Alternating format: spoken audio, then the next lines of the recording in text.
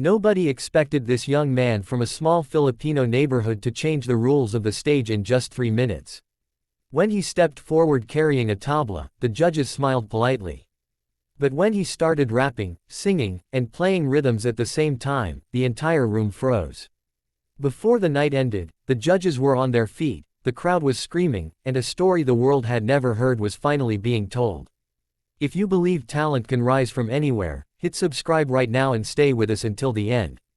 The lights inside the auditorium glowed softly as the crowd settled into their seats, unaware that they were about to witness something that would live in their memory long after the night ended. Backstage, a young Filipino man named Mateo Cruz stood alone, eyes closed, breathing slowly. His hands rested on a worn tabla that had traveled with him across oceans and borders. He whispered a quiet prayer, not for fame or applause, but for courage. This stage was bigger than any he had ever stood on, and the silence before his name was called felt heavier than the instrument in his hands. Mateo grew up in a narrow alley in Quezon City where the walls were covered in peeling posters and the sound of life never slept. Tricycles rattled by day and karaoke machines screamed by night. His father worked long hours as a dock laborer, his mother sold snacks from a small wooden cart, and music was never considered a future. But for Mateo, music was air. As a child, he tapped rhythms on empty water containers, memorized rap verses he heard through crackling radios, and sang melodies his grandmother used to hum while cooking rice. He didn't know genres back then. He only knew feeling. When Mateo was 11, his father brought home an old tabla that had been left behind by a foreign sailor. The skin was loose, the wood scratched, but when Mateo touched it, something clicked. He spent weeks figuring it out by ear, watching online videos whenever the internet signal was strong enough, practicing until his fingers blistered. Soon, rhythms poured out of him naturally. At the same time, he fell in love with rap because it allowed him to tell the truth. Rap let him talk about hunger, hope, anger, faith, and dreams without asking permission. As he grew older, people told him to choose. Teachers said rap wasn't real music. Neighbors said tabla didn't belong in hip-hop. Friends laughed when he tried to sing while playing. But Mateo refused to separate the parts of himself. To him, rhythm, words, and melody were one language. At night, after helping his mother pack away her cart, he practiced all three at once. Sometimes he failed miserably. Sometimes the beat fell apart. Sometimes his voice cracked. But every failure taught him how to balance chaos into harmony. The turning point came when a short clip of Mateo performing on a Manila street went viral. In the video, he rapped about poverty, sang the hook in a haunting melody, and played tabla with one hand while keeping time with his foot. People couldn't look away. Comments poured in from around the world asking who he was and where he learned to do that. Among those comments was a message inviting him to audition for a global talent show. At first, he thought it was a joke. He had never left the Philippines. He barely spoke fluent English. But his mother looked at him and said this might be the door we prayed for.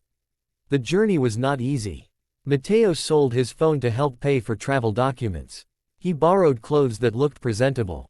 He practiced English phrases late into the night. On the flight, he stared out the window, thinking about the alley he came from and the people who said his style would never work. When he finally arrived, the scale of everything shocked him. The cameras, the lights, the massive stage. He felt small, but he also felt ready. When his name was called, Mateo walked out carrying his tabla, dressed simply, heart pounding. The judges looked curious but unsure. One asked what he would be performing. Mateo smiled nervously and said he would rap, sing, and play tabla at the same time. A raised eyebrow followed. The audience murmured. It sounded impossible. It sounded risky. And risk was something Mateo knew well. The music started with silence. Then came a soft tabla rhythm, slow and steady like a heartbeat. Mateo's voice entered quietly, singing a melody about home, about streets that raised him, about dreams that refused to die. The judges leaned forward. Then suddenly, the rhythm shifted. Mateo began rapping, his words sharp and clear, telling a story of hunger, of being told no, of turning pain into power. His hands moved faster, the tabla responding like it was alive. The beat built. His singing returned in the chorus, soaring, emotional, raw. Halfway through, something unexpected happened. One of the judges pressed the buzzer, not to stop him, but to rewind the moment in disbelief. The crowd erupted. Mateo didn't stop. Instead, he pushed harder, blending faster rap with complex rhythms, his voice breaking through the noise with honesty. He closed his eyes and forgot the stage. He was back in the alley. Back at his mother's cart. Back at nights where music was the only light. As the final note hit, there was silence. For a long second, nobody moved. Then the audience exploded. People jumped to their feet, cheering, shouting, clapping. The judges stood up one by one. One admitted they had never seen anything like it. Another said Mateo didn't just perform, he created a new lane. A third judge wiped away tears, saying the performance felt like listening to a life story, not a song. Then came the twist nobody expected. One judge revealed they had planned to be tough that day, ready to say no to anything that felt gimmicky. But Mateo had changed their mind. They reached for the golden buzzer. When it was pressed, gold confetti rained down as Mateo dropped to his knees, overwhelmed. He wasn't crying for the win. He was crying because someone finally understood him without asking him to choose just one part of who he was. Backstage, Mateo called his mother. She cried louder than the crowd had cheered. He told her the world had listened. She told him the alley was watching. Overnight, Mateo became a symbol of what happens when cultures collide in the most beautiful way. Interviews followed. Performances went viral. But Mateo stayed grounded. He spoke about staying true, about respecting roots, about never letting anyone tell you your sound is too strange to belong.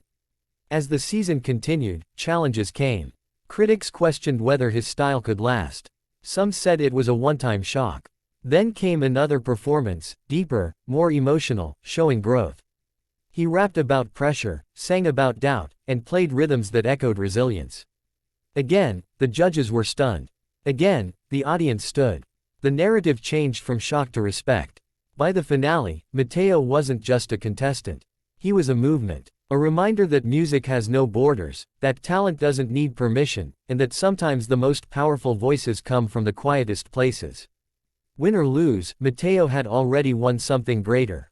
He had proven that authenticity beats expectations every time. As the lights dimmed on his final performance, Mateo looked into the camera and smiled, not as a star, but as a kid from Quezon City who never stopped believing that all parts of him deserved to be heard together.